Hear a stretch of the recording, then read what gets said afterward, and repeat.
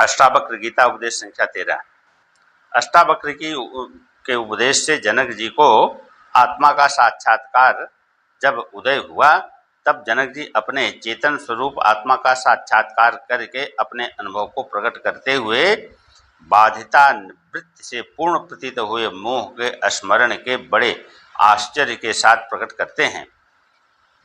मैं निरंजन अर्थात संपूर्ण उपाधियों से रहित एवं शांत स्वरूप होकर अर्थात संपूर्ण विकारों से रहित होकर तथा प्रकृति अर्थात माया रूपी अंधकार से भी परे होकर और बोध स्वरूप अर्थात ज्ञान स्वरूप होकर इतने काल तक देह और आत्मा के अविवेक से दुखी होता रहता।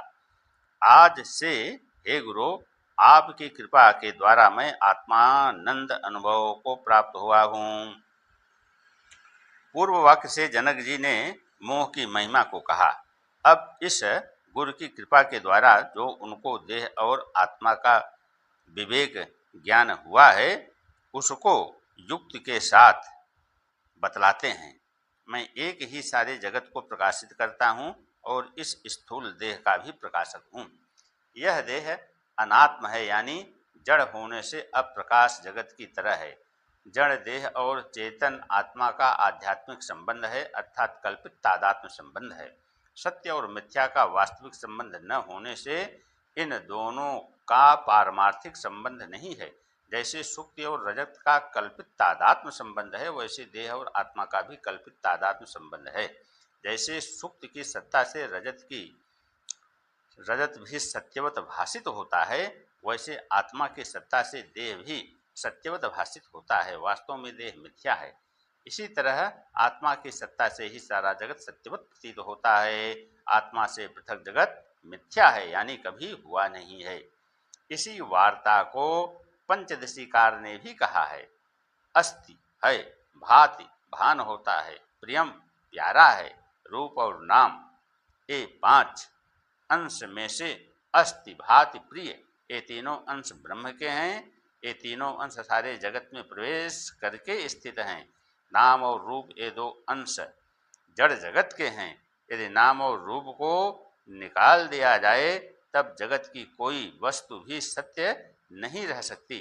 नाम और रूप दोनों विनाशवान हैं, क्योंकि एक हालत में नहीं रहते। इसी से सारा जगत मिथ्या सिद्ध होता है। यह जगत पर ब्रह्म के अस्तिभाति और प्रिय इन तीनों अंशों से ही सत्यवत प्रतीत होता है। यदि इन तीनों अंशों को हर एक पदार्थ से पृथक कर दिया जाए तब जगत का कोई भी पदार्थ सत्यवत भाषित नहीं हो सकता। इसी से सिद्ध होता है कि जगत तीनों कालों में मिथ्या है और ब्रह्म ही तीनों कालों में सत्य है। इस उक्ति सहित अनुभव से जनक जी कहते हैं कि जितना दृश्य जगत है वह मुझ में ही अध्यस्त अर्थात कल्पित है, क्योंकि परमार्थ दृष्टि से कोई भी देहातिक मुझ में नहीं है। जैसे आकाश में नीलता, मरुस्थल में जल, बंध्या का पुत्र, शश सिंह ये तीनों कालों में नहीं हैं और न कोई मेरे देहादिक हैं। मैं माया और उसके कार्य से परे एवं ज्ञान स्वरूप हूँ। जनक जी फिर भी कहते हैं कि जो लिंग शरीर और कारण शरीर से सहित संपूर्ण विश्व विचार करके शास्त्र और आचार्य के उपदेश और चातुर्य के द्वारा आत्मा से पृथक अपनी सत्ता से शून्य आत्मा की सत्ता से सत्यवत भाषित होता था, उसको मैं अब मिथ्या जानकर अपने ज्ञान स्वरूप आत्मा का अवलोकन कर रहा हूँ, क्योंकि आत्मज्ञान के अतिरिक्त और कोई भी आत्मा के अवलोकन का उपाय नहीं है। जैसे तरंग और फोन से जल भिन्न होता है, क्योंकि जल ही उन सब का उपादान कारण है, वैसे ही यह विश्व आत्मा से उत्पन्न है, अर्थात इसका उपादान कारण आत्मा ही है। इस कारण ऐसा जो जगत है वह भी आत्मा से भिन्न नहीं है। जैसे तरंग बुद्बुदादि जल अनुगत है, वैसे स्वच्छ चैतन्य भी संपूर्ण विश्व में अनुगत है। जैसे कल्पित सर्प अपने अधिष्ठानभूत रज्जु से भिन्न नहीं है, किंतु रज्जु रूप ही है, वैसे कल्पित जगत भी अधिष्ठानभूत चेतन से भिन्न नहीं है। जैसे स्थूल दृष्टि तंतुओं से विलक्षण पट प्रतीत होता है, परंतु विचार पूर्वक देखने से तंतु रूप ही पट है, तंतुओं से भिन्न पट कोई वस्तु नहीं है, वैसे ही स्थूल दृष्टि द्वारा देखने पर ब्रह्म से विलक्षण जगत प्रतीत होता है, परंतु युक्ति और विचार से आत्मरूप ही जगत है। जैसे तंतु अपनी सत्ता से पट में अनुगत है, वैसे ही आत्मा भी अपनी सत्ता से अधिष्ठानभूत होकर के सारे जगत में अनुगत है।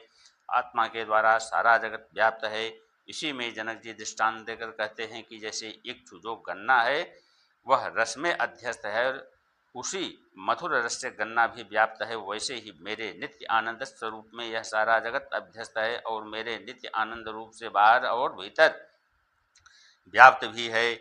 इस वास्ते यह विश्व भी आत्मस्वरूप ही है। आत्मा के स्वरूप के अज्ञान से जगत सत्य प्रतीत होता है और अधिष्ठान स्वरूप आत्मा के ज्ञान से असत्य प्रतीत होता है। इससे लोक प्रसिद्ध दृष्टांत कहते हैं कि रज्जु के स्वरूप के अज्ञान से जैसे सर्व प्रतीत होता है और रज्जु के स्वरूप के ज्ञान से उसमें सर्व प्रतीत नहीं होता, वैसे ही आत्मा के स्वरूप अज्ञान से जगत प्रतीत होता है और आत्मा के स्वरूप ज्ञान से जगत प्रतीत नहीं होता। प्रश्न, आत्मा के स्वरूप को जब तक अज्ञान बना है तब तक आत्मा के प्रकाश का अभाव ही रहता है, तब फिर आत्मा के स्वरूप के प्रकाश का अभाव होने से जगत का भान कैसे हो सकता है। उत्तर जनक जी कहते हैं कि मेरा जो प्रकाश अर्थात नित्य ज्ञान है वह मेरा स्वाभाविक स्वरूप है, मैं उस प्रकाश से भिन्न नहीं हूँ। इसलिए जिस काल में मुझको विश्व प्रतीत होता है तब आत्मा के प्रकाश से ही प्रतीत होता है।